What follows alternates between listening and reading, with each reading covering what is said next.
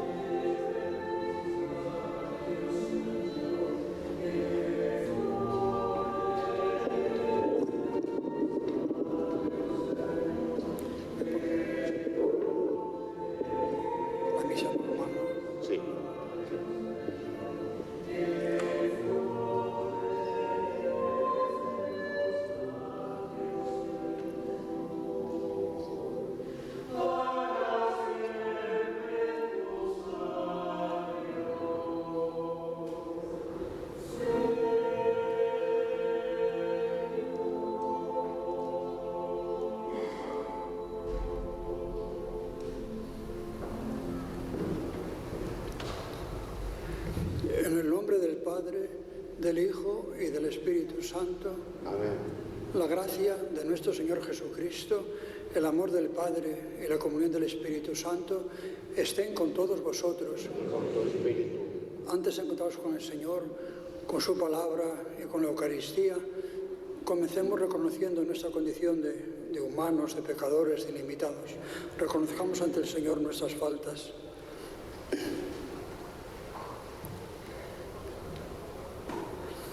Señor, ten piedad. Señor, ten piedad.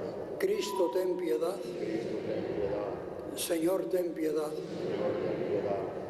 Dios Todopoderoso, tenga misericordia de nosotros. Perdona nuestros pecados y nos lleve a la vida eterna. Amén. Alabemos al Señor con el himno del Gloria, con el canto del Gloria. Canta.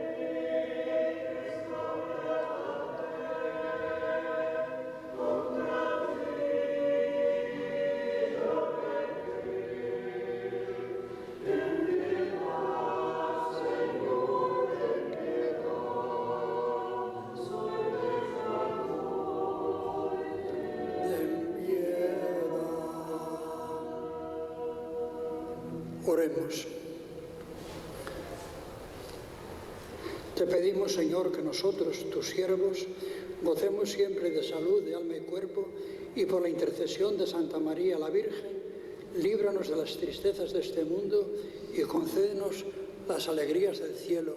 Por Jesucristo nuestro Señor.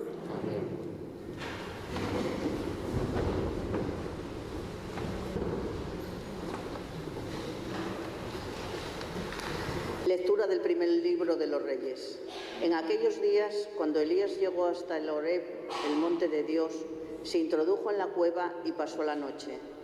Le llegó la palabra del Señor que le dijo: «Sal y permanece de pie en el monte ante el Señor». Entonces pasó el Señor y hubo un huracán tan violento que hendía las montañas y quebraba las rocas ante el Señor, aunque en el huracán no estaba el Señor. Después del huracán, un terremoto, pero en el terremoto no estaba el Señor. Después del terremoto, fuego, pero en el fuego tampoco estaba el Señor. Después del fuego, el susurro de una brisa suave.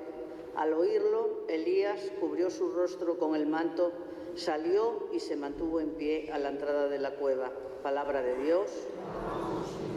Todos. Muéstranos, Señor, tu misericordia y danos tu salvación. Muéstranos, Señor, tu misericordia y danos tu salvación. Voy a escuchar lo que dice el Señor. Dios anuncia la paz a su pueblo y a sus amigos. La salvación está cerca de los que lo temen, y la gloria habitará en nuestra tierra. Todos, muéstranos, Señor, tu misericordia y danos tu salvación. La misericordia y la fidelidad se encuentran en la justicia y la paz se besan. La fidelidad brota de la tierra y la justicia mira desde el cielo. Muéstranos, Señor, tu misericordia y danos tu salvación. El Señor nos dará la lluvia y nuestra tierra dará su fruto. La justicia marchará ante él y sus pasos señalarán el camino. Muéstranos, Señor, tu misericordia y danos tu salvación.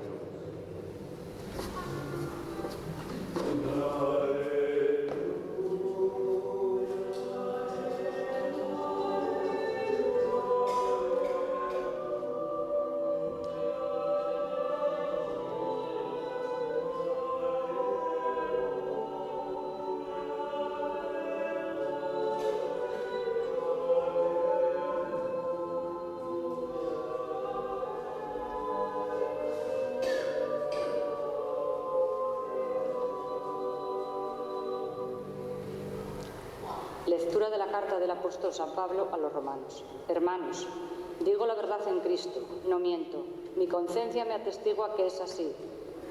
En el Espíritu Santo, siento una gran tristeza y un dolor incesante en mi corazón, pues desearía ser yo mismo un proscrito, alejado de Cristo, por el bien de mis hermanos, los de mi raza según la carne. Ellos son israelitas y a ellos pertenecen el don de la filiación adoptiva, la gloria, las alianzas, el don de la ley, el culto y las promesas. Suyos son los patriarcas y de ellos procede el Cristo, según la carne, el cual está por encima de todo.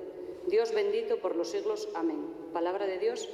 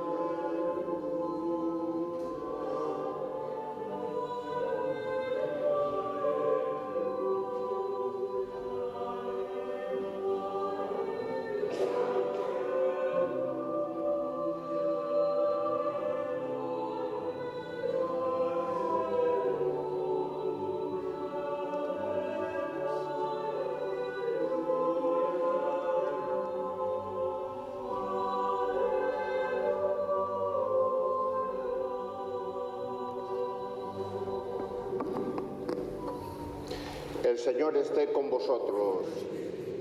Lectura del Santo Evangelio según San Mateo.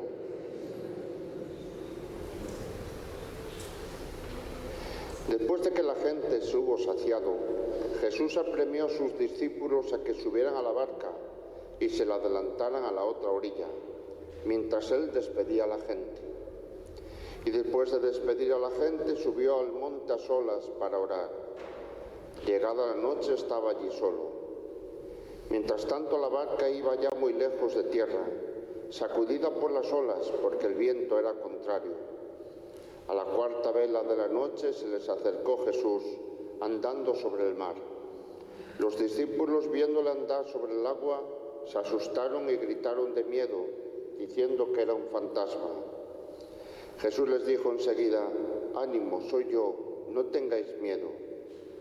Pedro le contestó: «Señor, si eres tú, mándame ir a ti sobre el agua». Él le dijo: «Ven». Pedro bajó de la barca y echó a andar sobre el agua, acercándose a Jesús. Pero al sentir la fuerza del viento le entró miedo. Empezó a hundirse y gritó: «Señor, sálvame». Enseguida Jesús extendió la mano, lo agarró y le dijo: «Hombre de poca fe, ¿por qué has dudado?». En cuanto subieron a la barca, amainó el viento. Los de la barca se postraron ante él diciendo: «Realmente eres Hijo de Dios». Palabra del Señor. Gloria a ti, Señor.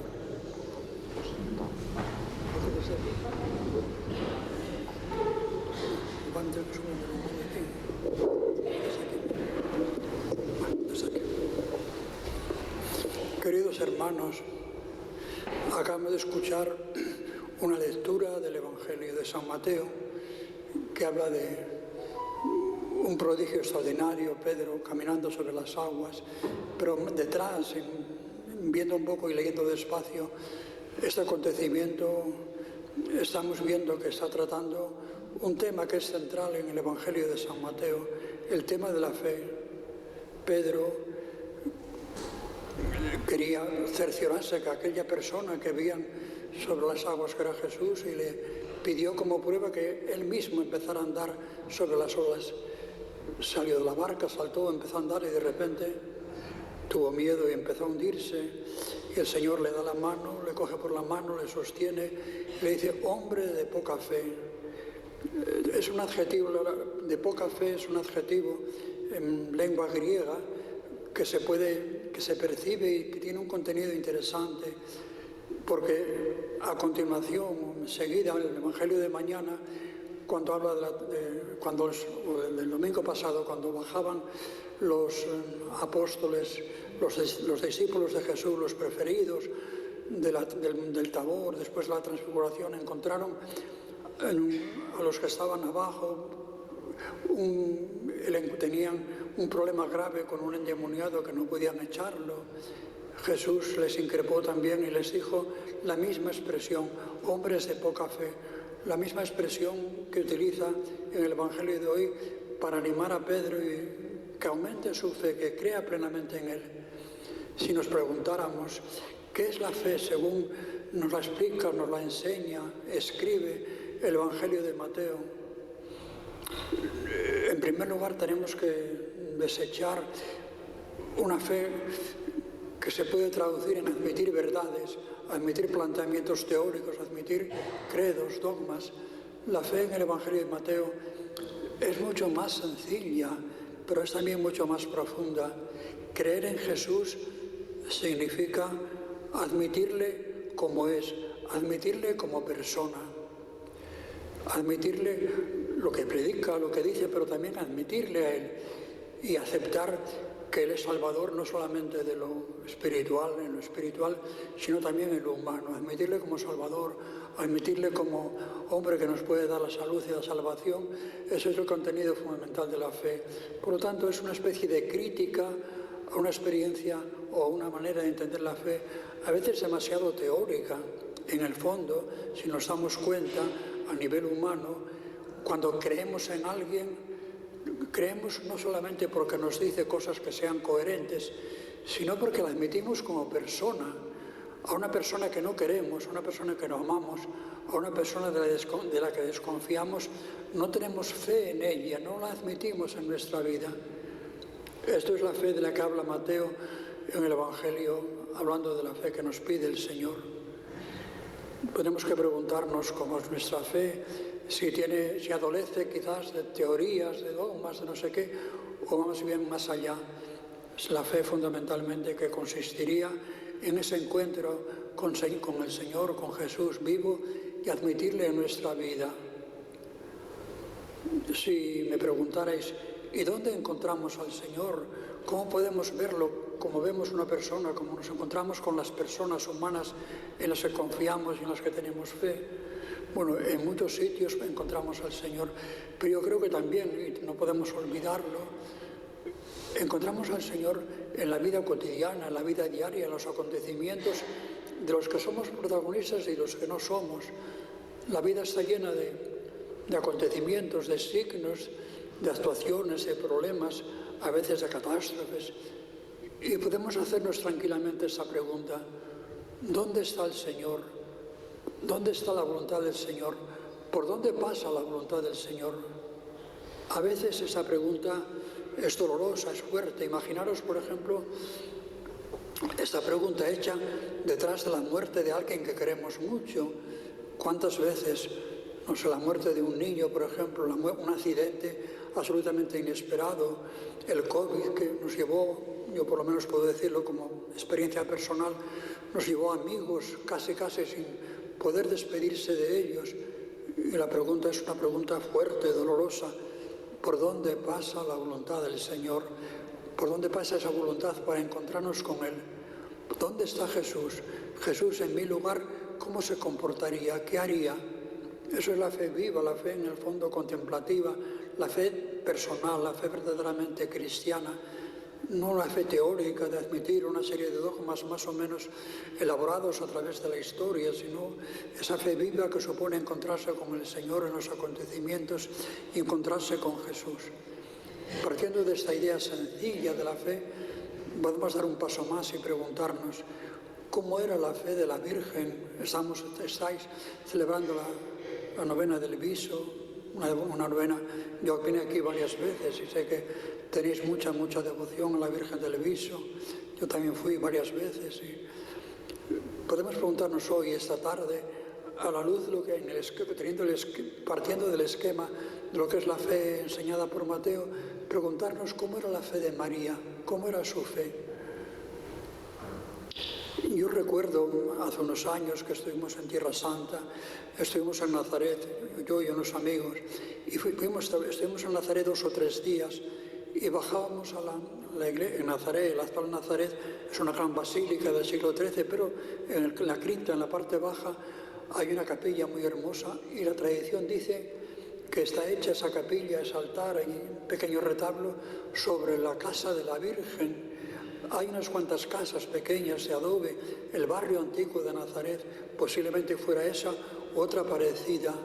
Yo, cuando estuve allí sentado despacio un gran rato contemplando un poco la vida de la Virgen, y pensaba: Dios mío, esta doncella, esta chica joven, tendría 12, 13 años, 14, cuando el ángel le dijo que estaba embarazada y que era por obra del Espíritu Santo, sin conocer varón. ¿Qué pensaría? ¿Cómo lo llevaría? ¿Cómo lo viviría? Luego Jesús nació, fue un niño normal, vivió con ella normalmente, probablemente acompañó a San José cuando se hizo un poquito mayor, le acompañó en el trabajo. San José lo ponemos como carpintero, más que carpintero, San José es, hoy diríamos que son como esos albañiles o carpinteros que hacen todo. Cuando tenemos obras en casa, llamamos a alguien curioso que hace todo, es albañil, es carpintero, es electricista. Era un poco eso, un artesano que trabajaba seguramente en una ciudad que está cerquita de Nazaret, que estaba creciendo y haciéndose muy importante. Aquella mujer, aquella chica, aquella doncella, tuvo que admirarse mucho, tuvo que estar absolutamente asombrada de todo lo que le estaba pasando. Y seguro que tuvo profundos momentos de desconcierto y de inseguridad y de oscuridades también. El Evangelio no se para mucho a hablar de la Virgen. Hay un episodio curioso también en el que bajan a Jerusalén, ellos, es la hora de marcharse, se unen a la caravana de los que se van a sus casas, ellos irían con la gente de Nazaret, y de repente, cuando llevan ya un camino largo hecho, dice: ¿y dónde está Jesús? ¿Dónde está nuestro hijo? No viene con nosotros. Y dieron la vuelta corriendo al templo, y dice el Evangelio que lo encontraron hablando con los doctores de la ley, sobre la ley, los profetas, el Mesías. Y le dijeron, la Virgen le reprende, como con la represión propia de una madre a su hijo. Hijo, ¿por qué nos has hecho esto? ¿Por qué nos has hecho sufrir? ¿Por qué nos has desconcertado de esa manera? Jesús contesta, tengo que ocuparme de las cosas de mi Padre antes que las cosas del mundo. Y a continuación del Evangelio, dice el Evangelio, y la Virgen y María, esto que le dijo, que le desconcertó con toda seguridad, lo guardó en su corazón, lo meditó en su corazón. Yo creo que es un poco la fe de la Virgen, porque en el Evangelio, si vais a ver, prácticamente desaparece hasta el final. Hay un episodio importante. Jesús ya estaba con la gente que le seguía, con los íntimos, con los discípulos más cercanos, en las bodas de Caná.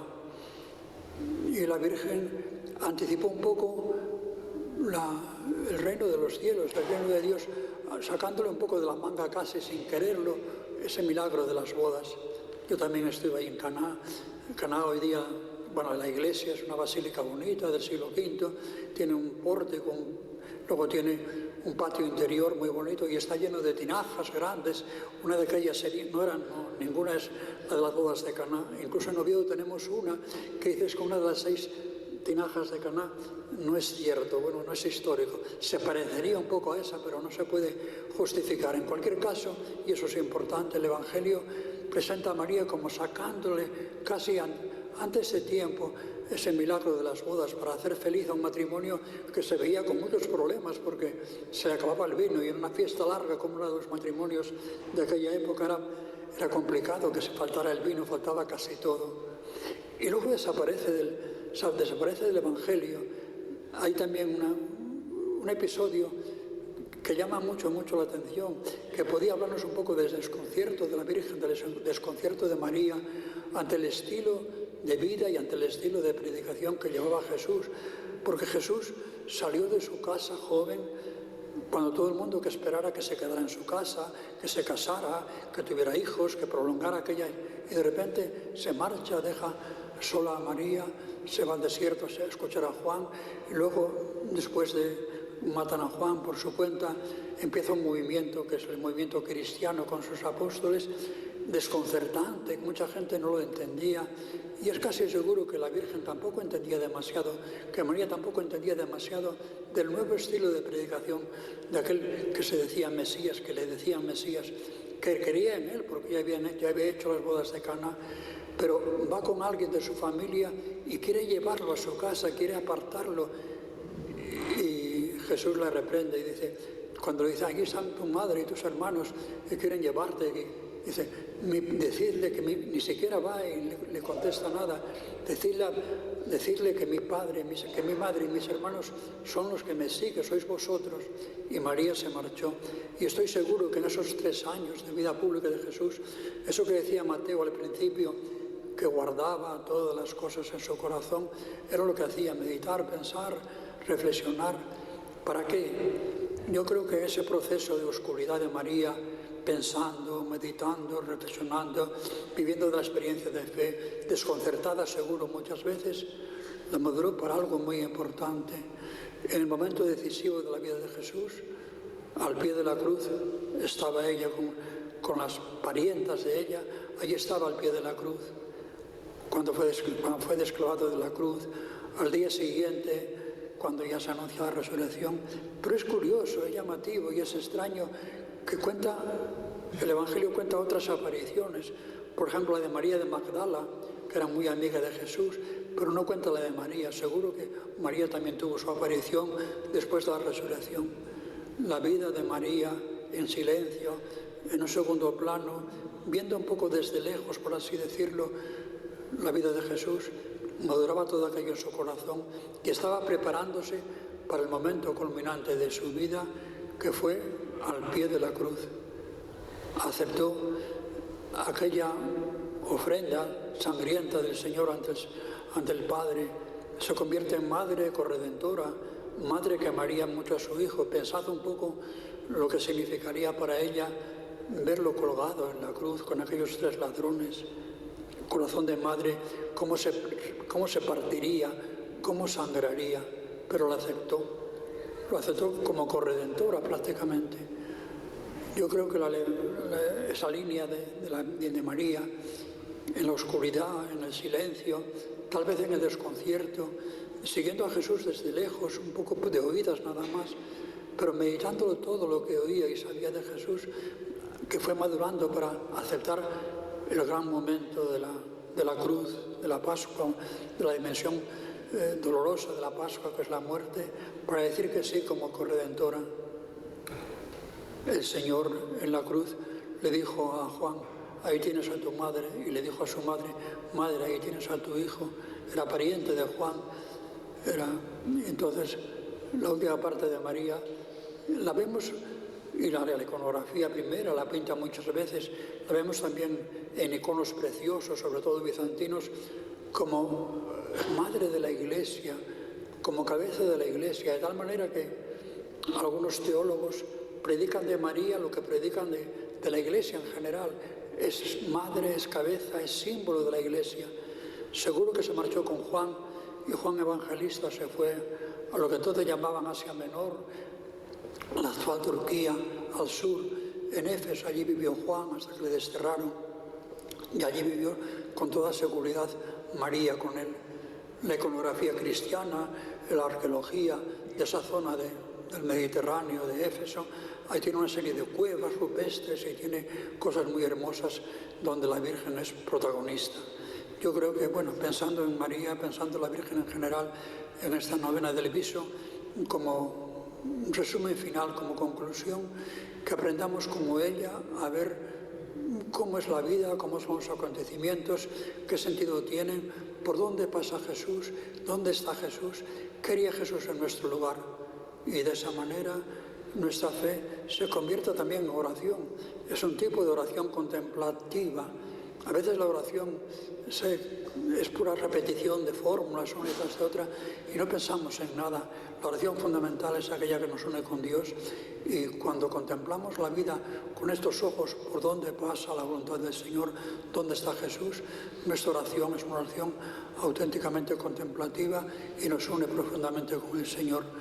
Que la Virgen María, maestra de la fe en este caso, que nos ayude a vivir nuestra fe cristiana de esa manera.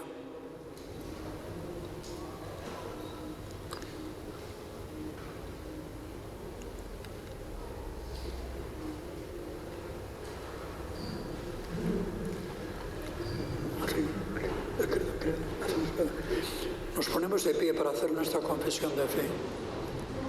Creo en Dios, Padre Todopoderoso, Creador del cielo y de la tierra, de todo lo visible e invisible. Creo en nuestro Señor Jesucristo, que nació de Santa María la Virgen, fue por poder del Poncio Pilato, fue suplicado, muerto y sepultado, descendió el tercer día, según las Escrituras, y subió al cielo, y está sentado a la derecha del Padre Todopoderoso, que sabía de venir a juzgar a los vivos y muertos, y su reino no tendrá fin. Creo Que el Espíritu Santo, la Iglesia Católica, la comunión de los santos, el perdón de los pecados, la resurrección gloriosa y la vida eterna. Amén. Desde el hondo de nuestra fe, pidiendo a María que nos ayude a crecer en esa fe viva, contemplativa, cotidiana, por así decirlo, hacemos todos juntos una oración.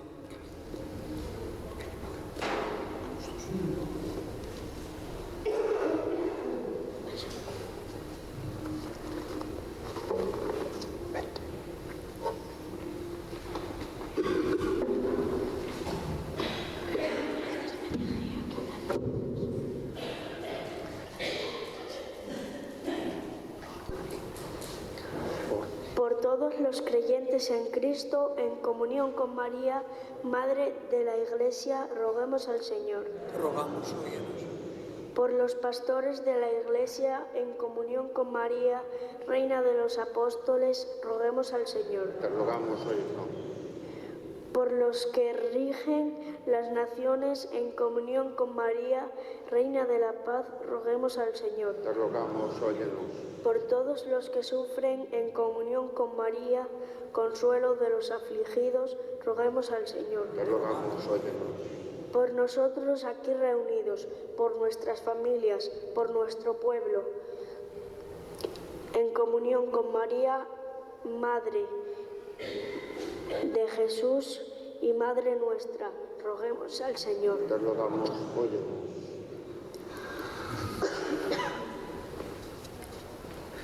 Escucha, Señor, nuestras súplicas, que María, abogada e intercesora nuestra, te presenta por Jesucristo, nuestro Señor. Amén.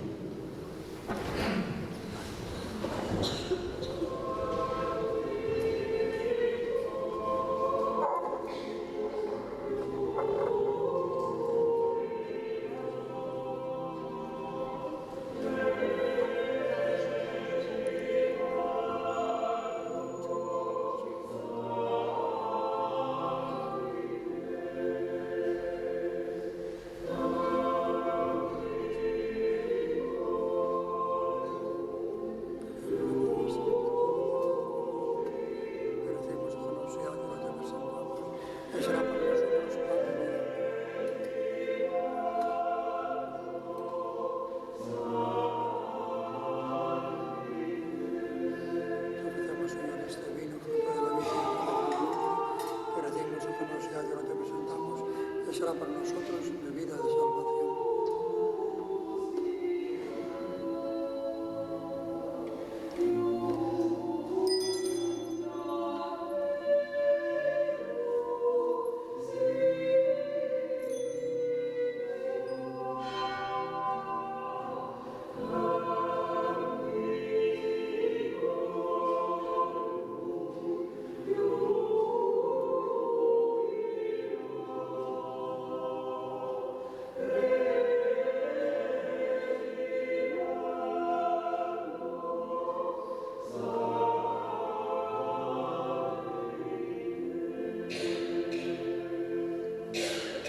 Orad, hermanos, para que este sacrificio nuestro y vuestro sea agradable a Dios Padre Todopoderoso.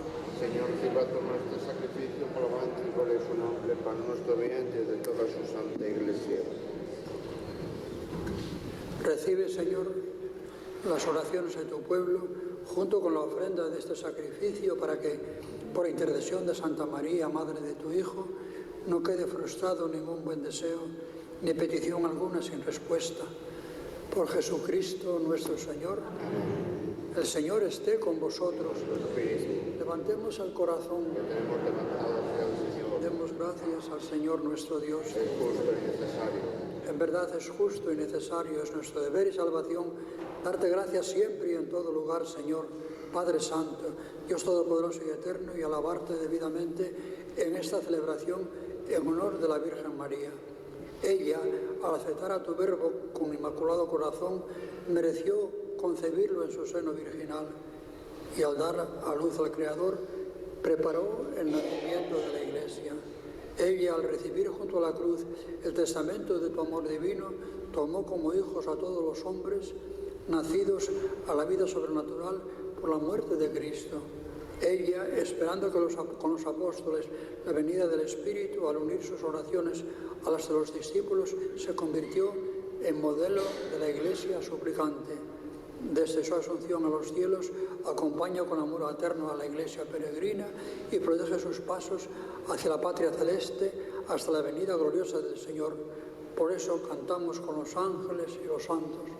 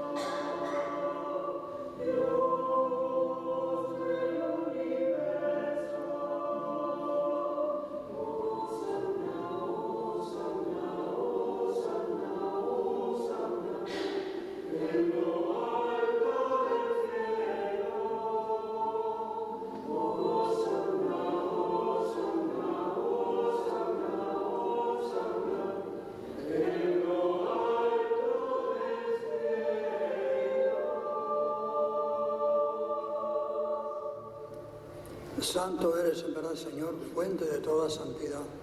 Por eso te pedimos que santifiques estos dones con la fusión de tu Espíritu, de manera que sean para nosotros cuerpo y sangre de Jesucristo nuestro Señor, el cual, cuando iba a ser entregado a su pasión voluntariamente aceptada, tomó pan, dándote gracias, lo partió y lo dio a sus discípulos, diciendo: tomad y comed todos de él, porque esto es mi cuerpo, que será entregado por vosotros. Del mismo modo, acabada la cena, tomó el cáliz y dándote gracias de nuevo, lo pasó a sus discípulos, diciendo: tomad y bebed todos de él, porque este es el cáliz de mi sangre, sangre de alianza nueva y eterna, que será derramada por vosotros y por muchos para el perdón de los pecados. Haced esto en conmemoración mía.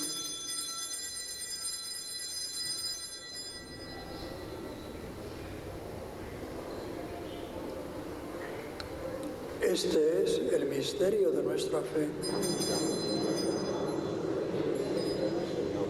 Así pues, Padre, al celebrar el memorial de la muerte y resurrección de tu Hijo, te ofrecemos el pan de vida y el cáliz de salvación, y te damos gracias porque nos haces dignos de servirte en tu presencia. Te pedimos humildemente que el Espíritu Santo congregue la unidad a cuantos participamos del cuerpo y sangre de Cristo. Acuérdate, Señor, de tu Iglesia extendida por toda la tierra, y con el Papa Francisco, con nuestro Obispo Jesús, y todos los pastores que cuidan de tu pueblo, llévala a su perfección por la caridad. Acuérdate también de nuestros hermanos que durmieron en la esperanza de la resurrección, y de todos los que han muerto en tu misericordia, admítelos a contemplar la luz de tu rostro. Ten misericordia de todos nosotros, y así con María la Virgen, Madre de Dios, su esposo San José, los apóstoles y cuantos vivieron en tu amistad a través de los tiempos, merezcamos por tu Hijo Jesucristo compartir la vida eterna y cantar tus alabanzas. Por Cristo, con Él y en Él, a ti, Dios Padre Omnipotente, en la unidad del Espíritu Santo, todo honor y toda gloria por los siglos de los siglos. Amén. Sintiéndonos hermanos, formando una comunidad cristiana peregrina en este mundo, al encuentro con la resurrección definitiva del universo, del mundo entero, al final de los tiempos, llegamos con devoción, con amor, la oración que Cristo nos enseñó y que todos aprendimos cuando éramos chiquitos, pequeños, y que es la última oración que no se nos olvida y diríamos seguramente al final de nuestra vida.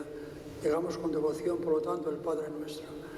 Padre nuestro que estás en el cielo, santificado sea tu nombre, venga a nosotros tu reino, hágase tu voluntad en la tierra como en el cielo. Danos hoy nuestro pan de cada día, perdona nuestras ofensas, como también nosotros perdonamos a los que nos ofenden. No nos dejes caer en la tentación y líbranos del mal. Líbranos, Señor, de todos los males y concédenos la paz en nuestros días, para que, ayudados por tu misericordia, vivamos siempre libres de pecado y protegidos de toda perturbación, mientras esperamos la gloriosa venida de nuestro Salvador Jesucristo. Tuyo es el reino, tuyo el poder y la gloria por siempre, Señor. Señor Jesucristo, que dijiste a los apóstoles: la paz os dejo, mi paz os doy. No tengas en cuenta nuestros pecados, sino la fe de tu Iglesia, y conforme a tu palabra, concédele la paz y la unidad. Tú que vives y reinas por los siglos de los siglos. La paz del Señor esté siempre con vosotros. De corazón, con sencillez, deseémonos todos con un pequeño gesto la paz.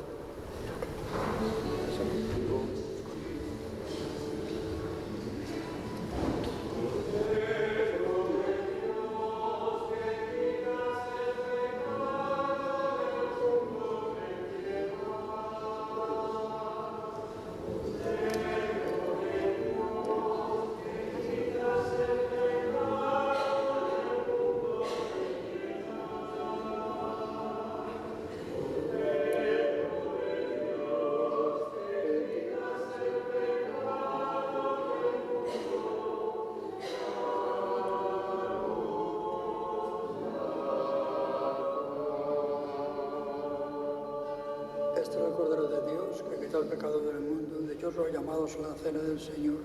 Señor, no soy digno de que entres en mi casa, una palabra tuya bastará para sanarme.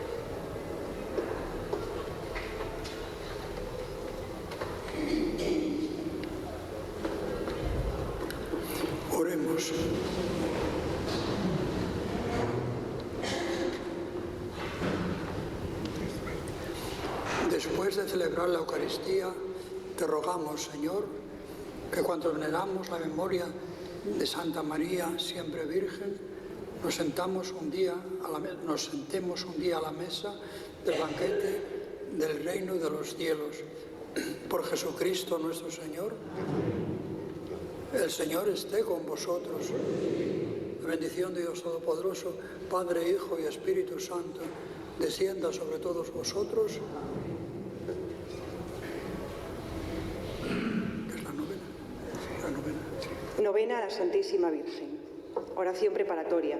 Santísima Virgen del Viso, Madre de Dios y Madre nuestra, excelsa patrona de Salas y su concejo. A ti acudimos para honrarte y expresarte nuestro amor y devoción como especial abogada y protectora nuestra ante el Padre Celestial. No tengas en cuenta nuestros pecados y acepta estos humildes obsequios. Te damos gracias por los beneficios recibidos y te rogamos nos sigas protegiendo en adelante. Acrecienta en nosotros tu devoción y el amor a nuestro Padre Dios y a nuestros hermanos los hombres. Ayúdanos a imitar de cerca a tu Hijo, hermano mayor y amigo nuestro Jesús, y a vivir su Evangelio y las enseñanzas de la Iglesia. Finalmente, te pedimos las gracias que deseamos alcanzar en esta novena, si han de ser para mayor gloria de Dios, honra tuya y bien de nuestras almas. Amén. Pueden sentarse. Día séptimo, la Santísima Virgen y el Apostolado. Uno de los deberes fundamentales del cristiano es el apostolado. Ser apóstol es trabajar por la salvación de los hombres, por la extensión del reino de Cristo en el mundo, con una vida auténticamente cristiana con la palabra, la oración, el sacrificio, la cooperación económica. Es una obligación que deriva de los sacramentos del bautismo y de la confirmación. Por el bautismo participamos todos los cristianos del sacerdocio general de Cristo y nos hacemos miembros responsables de la Iglesia. La confirmación nos configura como soldados y apóstoles de Cristo. Como soldados tenemos que luchar contra el mal, el pecado y la injusticia. Como apóstoles, nuestra misión es la salvación de todos los hombres y la implantación de un mundo mejor, menos salvaje, más humano y más cristiano, como pedía Pío XII. Es deber ineludible de los cristianos la llamada consagración del mundo, es decir, la cristianización de las estructuras de la sociedad y de las relaciones y cooperación entre los pueblos y los hombres, como pide Pablo VI con el fin de que reine en todas partes el amor, la justicia y la paz. Acudamos a la Virgen y ella nos ayudará a cumplir nuestra misión, como colaboró con los primeros apóstoles y sigue asistiendo a los apóstoles de todos los tiempos. Virgen fuerte, Reina de los apóstoles, ruega por nosotros. Pídase la gracia o gracias que se deseen alcanzar en esta novena. De pie. Dios te salve María, llena eres de gracia, el Señor es contigo, bendita tú eres entre todas las mujeres y bendito es el fruto de tu vientre Jesús.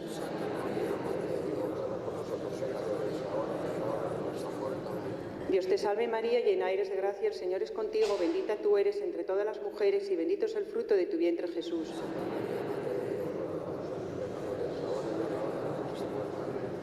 Dios te salve María, llena eres de gracia, el Señor es contigo, bendita tú eres entre todas las mujeres y bendito es el fruto de tu vientre Jesús.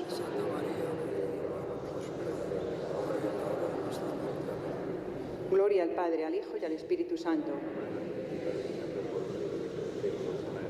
Oración final. Santísima Virgen del Viso, Madre y Patrona de todos los salenses, conocedores de tu bondad y de la eficacia de tu intercesión, en ti confiamos.